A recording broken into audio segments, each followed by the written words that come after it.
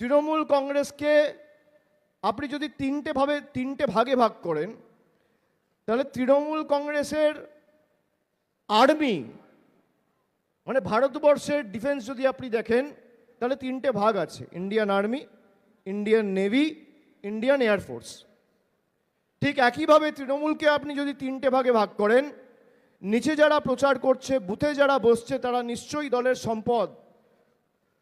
যারা সংগঠনের হয়ে কাজ করছে, দেওয়াল লিখছে, ফেস্টুন লাগাচ্ছে, পতাকা বাঁধছে, মিছিলে হাঁটছে, তারা দলের আর্মি।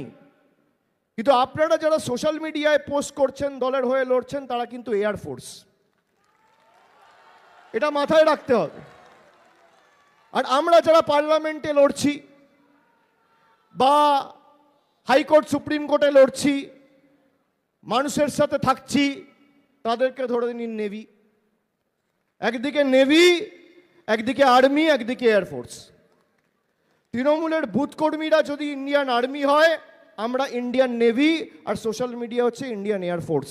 যেখানেই হাত দিবেন চুরি চুরি চুরি চুরি। তৃণমূল মানেই চোর। আপনি যেখানেই হাত দিবেন, ভিলেজ পুলিশ, সিভিক ভলেন্টিয়ার, প্রাণীমিত্রা, আশাকর্মী, যেখানেই হাত দিবেন, চুরি, নয় মার্কশিট জাল, নয় ডেট অফ বার্থ জাল, নয় এসসি সার্টিফিকেট জাল, নয় এসটি সার্টিফিকেট জাল। তৃণমূল মানে জাল, ফেরেবাজ, 420 চোর। তৃণমূল মানে চোর, সবাই জেনে গেছে।